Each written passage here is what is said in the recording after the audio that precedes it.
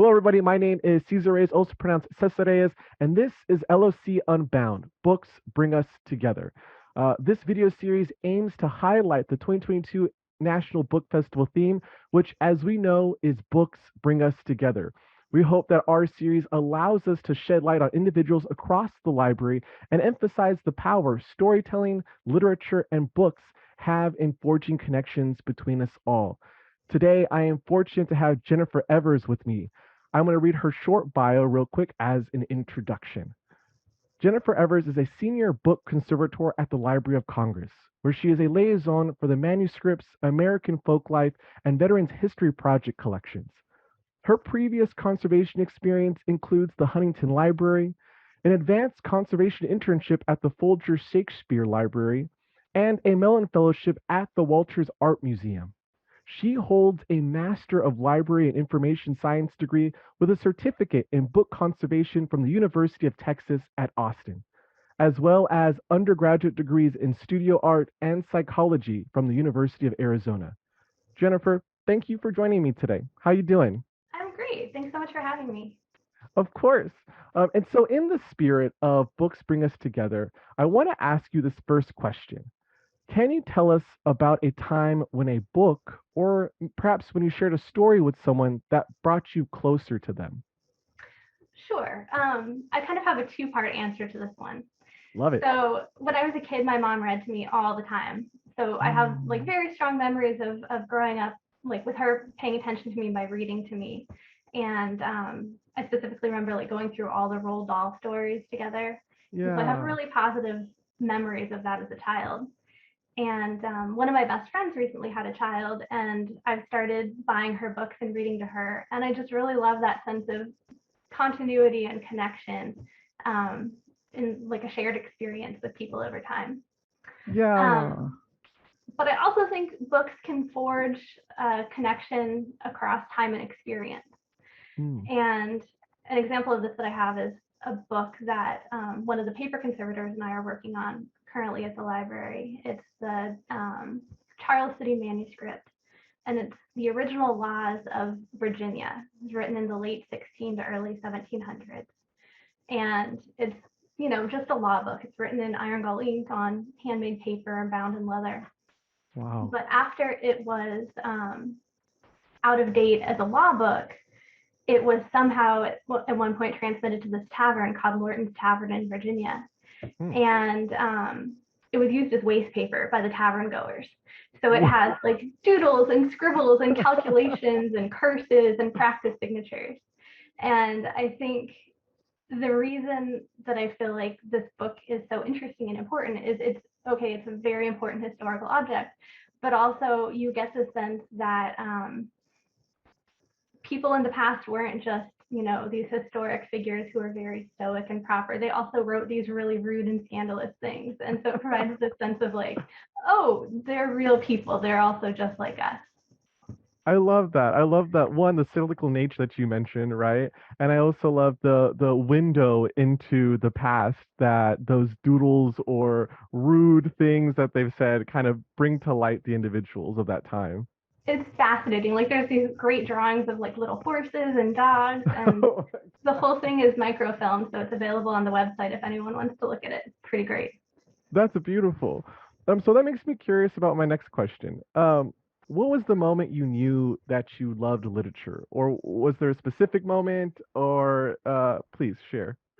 There was. I actually have this very specific memory of being like very small, maybe like 5 or 6. Mm. And I started reading really early. And I had done something to upset my parents. I don't know what it was, but the punishment that they gave me was you're not allowed to read for the rest of the afternoon. Wow, And I that's how have you know this you read a lot. yeah, I have this very specific memory of sitting in a chair and being like, what do I do with myself now? Mm. Uh, uh, and is that what kind of brought you to the library? Is that what kind of had your trajectory into being a conservator at all? Like, what was that about that journey and loving literature that brought you to LOC? So I have always loved books, but I didn't know about art conservation until I was much older. I was at the end of my undergraduate career, Uh-huh. and I found out about conservation, which was kind of startling because I was like, this is a thing that people can do. This is amazing. It's this great mix of art and science and history, and you get to work with your hands, and you get to work on like Yes. original source materials. And so that was kind of my background into conservation. That's awesome. I've been talking with people before, and it seems to be conservation really is kind of like a craft as well. Would you say that's accurate, or how would you describe what a conservator does? I think conservation is a really good mix of history and science and art. Like you have to have really good hand skills, but you also have to have a knowledge of science. You have to know history and for book conservation, book history and book binding techniques. So there's a lot involved that you're bringing together. So at the Library of Congress, I work on the bound items and I work on whatever the curatorial staff sees as important for any given year. And the role of a conservator is to ensure the long-term preservation of cultural heritage. And sometimes this is just as simple as making sure books are stored in appropriate conditions, that they're in good housings if necessary, and that researchers are aware of safe handling practices so that when they're using the items that they are used as safely as possible. But the large portion of my job, and my favorite portion of my job, is actually working with the physical items. When they're damaged or in need of treatment. And treatments can entail, mending a tear in a page, or filling a loss in a page, or reattaching boards that have become detached. Wow. So I mean, that's just cool. Like that is just so cool. I had the great fortune of being able to talk with the bookbinder here in California at the California Library, which was like watching her work was just fascinating to me to be able to restore something from and be able to make it useful again. I'm curious, what has been your experience in getting these books that have been torn or I don't know, through time have been just, are old or brittle. What's it like restoring them or bringing them back to being accessible? it is, I have to say, it's such a fun job. Like I love my job so much. It is such a privilege to be able to work on these materials. And I really like actually being able to work with my hands. I trained as a painter in undergrad. Wow, And I feel like it's a way to kind of use the skills that I learned in my art program um, to ensure the preservation of historical material, which is just such a privilege. that's awesome. And I know right now you're working on the Veterans History Project collection. Can you tell us about the project a little, like what its aim is and what it's trying to accomplish? Sure. So the aim of the Veterans History Project is to collect and preserve and make accessible the personal accounts of American war veterans so that future generations can hear directly from the veterans and better understand the realities of war. And Wow. I think it's these personal accounts of individual veterans that make the collection so important, because suddenly it's not just about war as a concept or as a Mm, historical account. It's a specific story from a specific individual that had a whole life separate from being a soldier. And I think it's yeah. these very kind of personal accounts that make it so important and so interesting. I mean, that's awesome. I think it seems like it seems like, as you said, super important because you get to hear those first person accounts, which I imagine like must be heartfelt, must be just I don't know. It just blows my mind to think about the stories that they may be sharing. So I'm curious, is there a specific story or moment that kind of resonates with you when you have been working on this project at all?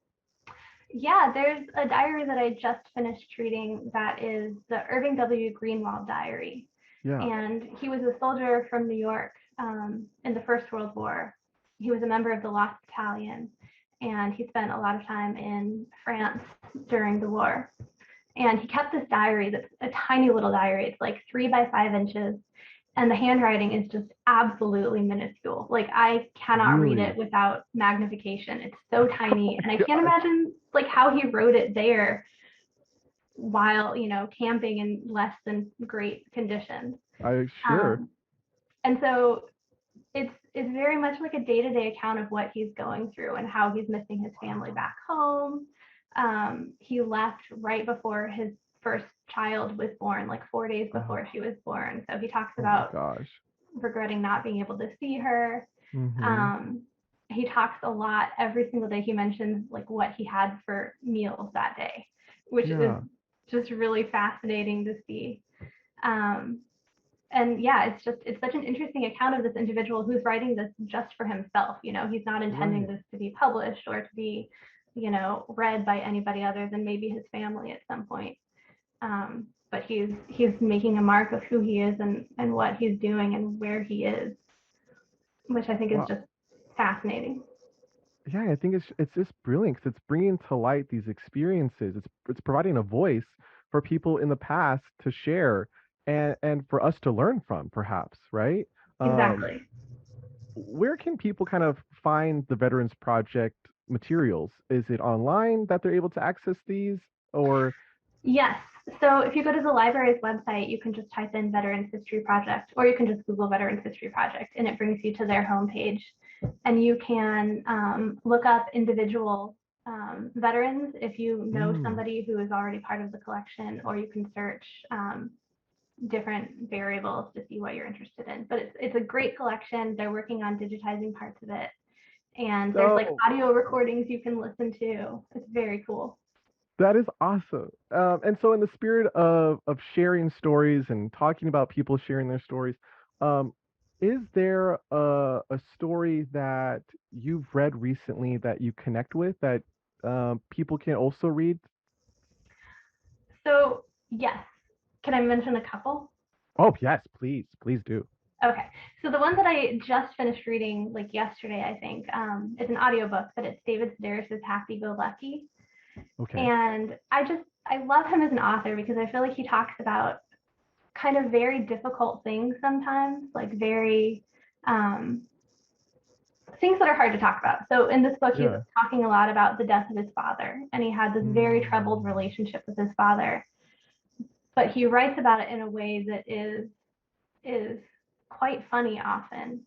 mm, And even though his father dies, you get the sense that he is grieving this person, even though they had this troubled relationship. Like nothing is all good or bad, and you can have mixed yeah. feelings about things. And I feel like his ability to talk about hard things is a way for people to connect.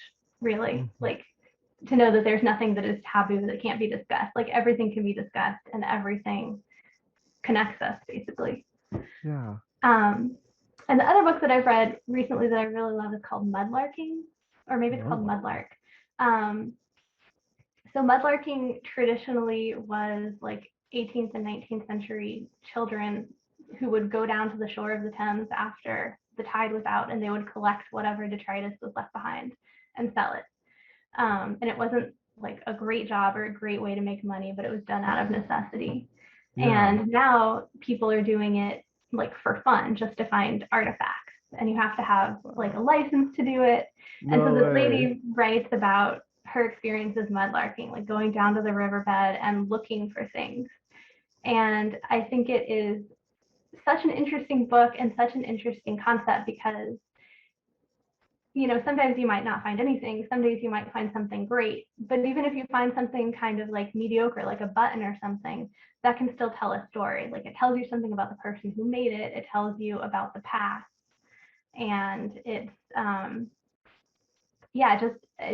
such a nice way of thinking that every artifact has a story. That's beautiful. And what is it about those stories that you think you've gleaned? Is there any one point, or is it just the sharing of stories that fascinates you? I think it's partially the sharing of stories, but I think it's more about the sense of connection. Like Mm, it helps you feel connected to people from other places and other times, and it gives you kind of a sense of your place in the world, which is mm, really just a small place. And yeah. um, I don't know. I feel like it's all about community and connection. And would you say that's why you think people continue to share stories? I mean, we've had stories for ages now, right? And more books are coming out and more stories are being shared. What do you think it is about people sharing stories that? continues to be pushed forward? I think partly it's about connection and diversion. And I think it's also partly about kind of coming up with a narrative to make sense of Mm, life, to make meaning out of life. So it's not just this thing happened and this thing happened. It's right. this thing happened, which connects to this other thing, which gives a sense of continuity, which Wow. kind of gives you a way to think about situations. Um, I That don't know just if it's gives a great answer this, or not. no, it's a great answer. It gives me the idea of like how much context is important sometimes, right? Like the coloring in between everything else, not just the big Yes, moments, but the small moments in between that really lead up to those big moments, right? exactly. It's like the small moments are the moments that matter. Like the big moments are the Right. moments we all hear about, but the small moments are the moments that matter. Yes, exactly. Um, and I just actually have one last question for you. And Sure. I can't thank you enough for taking the time to talk with me today. I'm curious, what does it mean to you when you hear books bring us together? Um, well, since I'm a book conservator, I tend to think of books as artifacts as well as ways of transmitting information. Yeah. So I think, we can all be connected by stories, but I think we can also be connected by the physical items. And I think one of the joys of my job, honestly, is to look at something that's like maybe a book from 500 years ago and see like a fingerprint smudge in the margin. And Mm. suddenly it takes you out of that moment, like, oh, this is an artifact, to, oh, this is an artifact that somebody interacted with. Like there was a Ah, real person back here that accidentally spilled some ink and was probably pretty bummed about it. And suddenly it's a way of tying us to the past. ah, I love that. Thank you, Jennifer. I appreciate your time and having a conversation with me. This has been lovely. Thank you so much. It's so nice to meet you. It was a pleasure to meet you as well.